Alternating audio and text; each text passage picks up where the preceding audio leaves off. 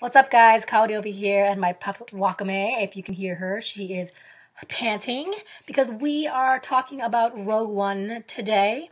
The movie just came out this past weekend. I just saw the movie, and I wanted to give you a quick review on what I thought about it. So, first of all, I can't contain myself. I'm going to let you know that I absolutely loved the movie, and this is going to be why. So, this video is going to have a lot of spoilers. So, if you haven't seen the movie yet, and don't want to know what happens, I would suggest coming back to this video later, and don't forget to press that thumbs up button while you're at it. Okay, so what I'm going to do right now is tell you all my positives, and later on I'm going to tell you some of my negatives, if there are any, in this movie.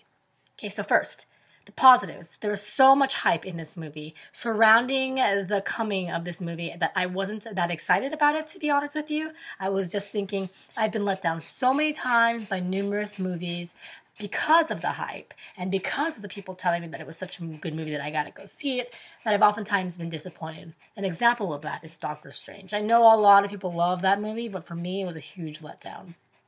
So that was one of those movies, for example. Also, Iron Man 2.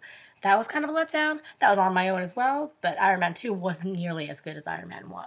So things like that, a lot of times movies can oftentimes disappoint, especially when there's a hype behind it, that there's so much emphasis on how good it's going to be rather than how good it is, that it kind of frustrates me sometimes. Like, as soon as the reveal of Margot Robbie's character of as soon as the reveal of Margot Robbie as Harley Quinn came out and you saw her outfit, everybody was cosplaying this rendition of Harley Quinn, and it drove me nuts because what if the movie's terrible, but luckily that her character, if anything, wasn't bad in said Suicide Squad movie. But I'm just saying, like, people just jump way too soon. And that's just in my humble opinion. I get it, people get excited. But for me, I was like, why are people cosplaying the Joker and Harley Quinn when this movie hasn't even come out yet? What if they're terrible characters in this movie? Anyway, that's just me, and now I'm starting to sidetrack. Back to Rogue One. Super, super happy about it because it was way better than the hype.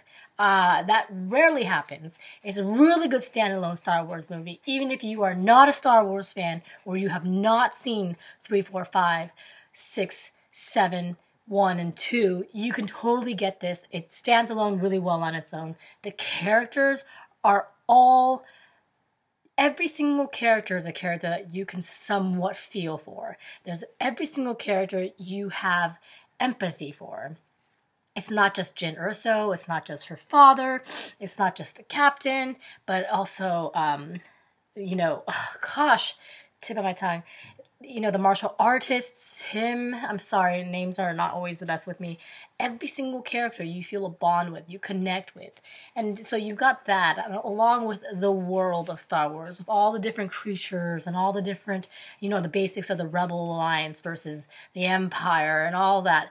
It was just beautifully crafted. The story was well done. From start to finish, the development, the pacing, the special effects, and especially the last 30 minutes, I loved it so much. And I love the fact that everyone died. I felt that it was such a sense of relief and a breath of fresh air that, oh my gosh, this movie is actually letting the heroes die. Because that is essentially what the Rebel Alliance is. They're ready to die for their hope. And I also love that they kept saying hope is what the Rebel Alliance is based off of, which I loved. I loved that Princess Leia was at the very, very end, and she looked so good, like kind of computerized like that. And also Darth Vader, full-on badass when he started fighting and using his lightsaber, because everyone was talking about the Force, yet the Force was kind of gone, and they thought all the Jedis were dead. So I thought it was just so well done, so well tied. Special effects were flawless.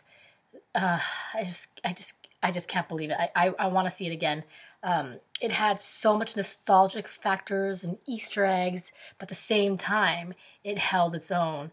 And for me, it was way, and I'm going to say way, W-A-Y, better than The Force Awakens. I felt very in tune with these characters, and it was easy to understand. There was no confusion. It was very fluid, such a solid take. And Rogue One was such a good Star Wars movie. I can't believe how impressed I am with this. Now, I usually go on to my negatives, but in rare occasions, I don't really have anything negative to say, even if I'm trying to be nitpicky, and this is one of those occasions. I'm trying to be nitpicky, and I cannot think of one thing that really disappointed me in this movie at all. I think they put in the right amount of Easter eggs, they put in the right amount of action, they managed to have no confusion of what's going on. Every single character was someone that you felt for.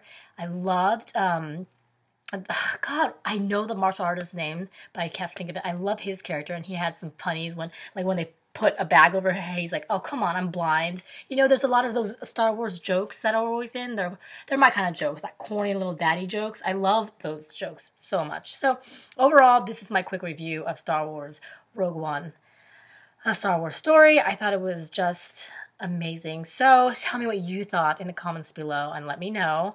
And also tell me what movies you recommend I watch. The holiday season's here, and yeah. So don't forget, thumbs up, subscribe, and let me know. Talk to you soon.